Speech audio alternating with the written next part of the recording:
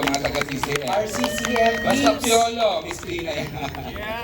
Thank you very much. Thank you. Okay.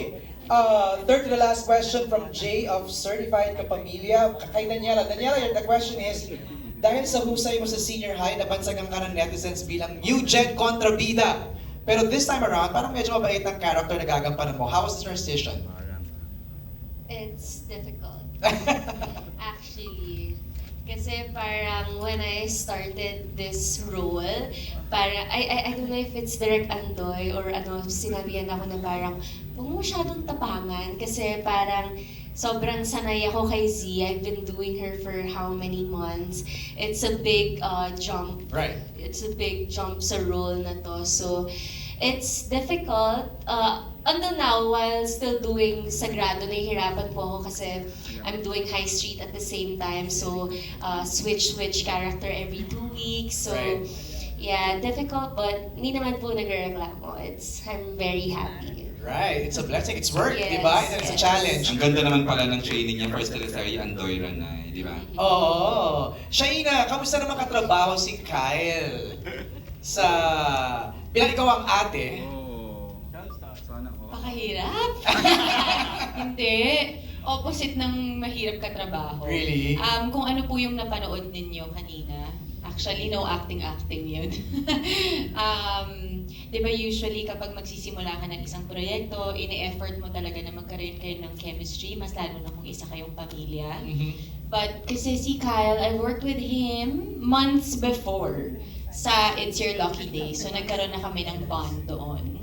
Kami naman ni Tatay Joel, I've known him since, wag na po nating dalhin doon. Nagkasama din po kami sa probinsyano.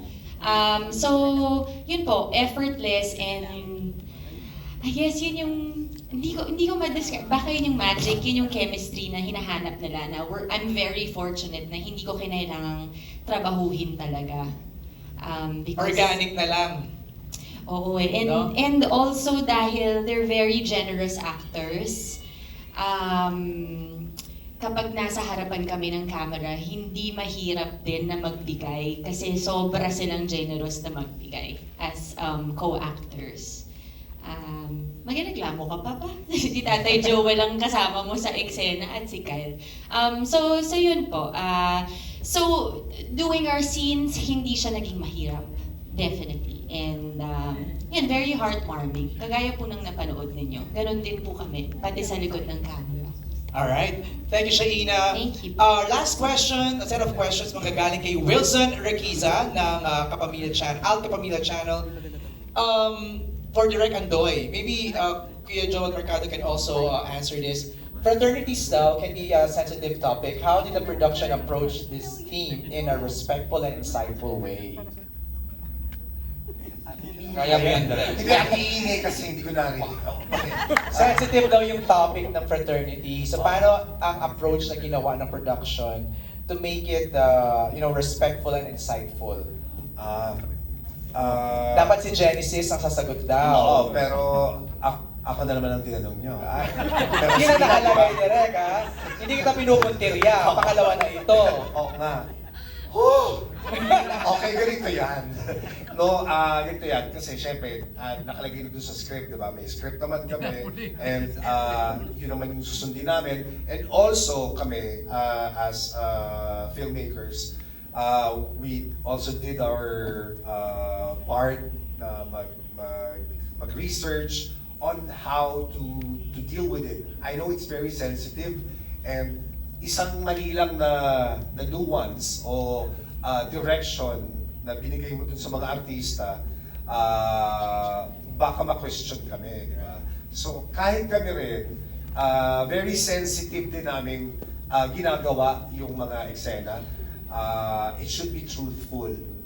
Nandun na lang kami sa ganun. Na, since itong fraternity na binuo namin, hindi naman, fictional naman din siya. So, we have our own rules because sabi naman nung consultant namin from a real fraternity member, na kanya-kanyang fraternity, may kanya-kanyang set of rules. So, yung ginawa namin, yun yung... At least tama ang yun yung pronunciation, di ba? Yung sigma gamma psi, di ba? Oo, bakit?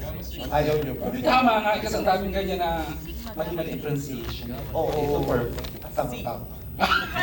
Yung iba. Go, MJ! Alright, see, Vic, you wanna add to that, Genesis? Oo, sige. From the start naman alam namin na sensitive na yung topic, sensitive yung paternity. So nag-research kami para makita naman namin yung side nila, bakit sila sumali, bakit nila ginagawa yun. At sa pag pinanood nyo naman yung series, yung teleserye, makikita nyo naman na hindi naman lahat masama. Hindi naman lahat ng ginagawa ng paternity masama. Binabalance ko. Yeah, actually, kahit walang actually, it's about humanity eh. Yung humans inside the fraternity.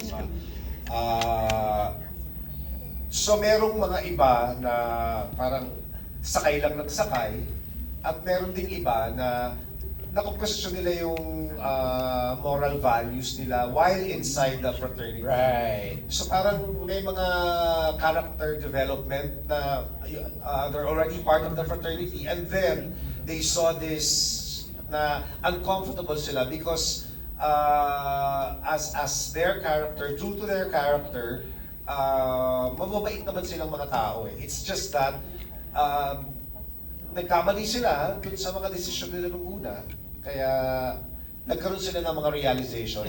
Kaya ang sarap gawin dahil kahit yung mga bata eh, meron silang mga realization na parang, ganun po pala direct, no? So ko, oo. Dapat natututo tayo. Tayo parang sunod ang sunod. Right. Thank you, Direk. Maraming salamat. The last question is for Piolo Pascual. I don't know if this is a spoiler question, pero ang tanong kasi ni Wilson is, how does your character's relationship with the younger cast members, Kyle and Gray, develop throughout the show? So, di ko alam kung medyo spoiler question to, pero... It's hard. Of course, it was already shown that Gray is my son, and he's my only son. Whereas Kyle's character is the one I really helped to become part of the fraternity through my son. So I used him as a pawn as well for something big that will be exposed or siguro itatakal yun after midway ng show. But it's really nice working with these two guys because they're really, what they bring to the table is something na may inspire ka. You know, like, hindi sila basta nakikinig sa director o sa acting coach. They bring in something else na sa kanila mismo nagagaling. So as my character is progressing, sila mismo, they do their homework by suggesting and also talking it out with the directors. So ang sarap nilang kakolab dito sa proyekto ito because hindi po na kung nilang sabihin gagawin nila, but they also have something to contribute. So, may input din, kumbaga. Thank you so much, Piolo. There you have it. Those are our questions for our media conference. Maraming salamat.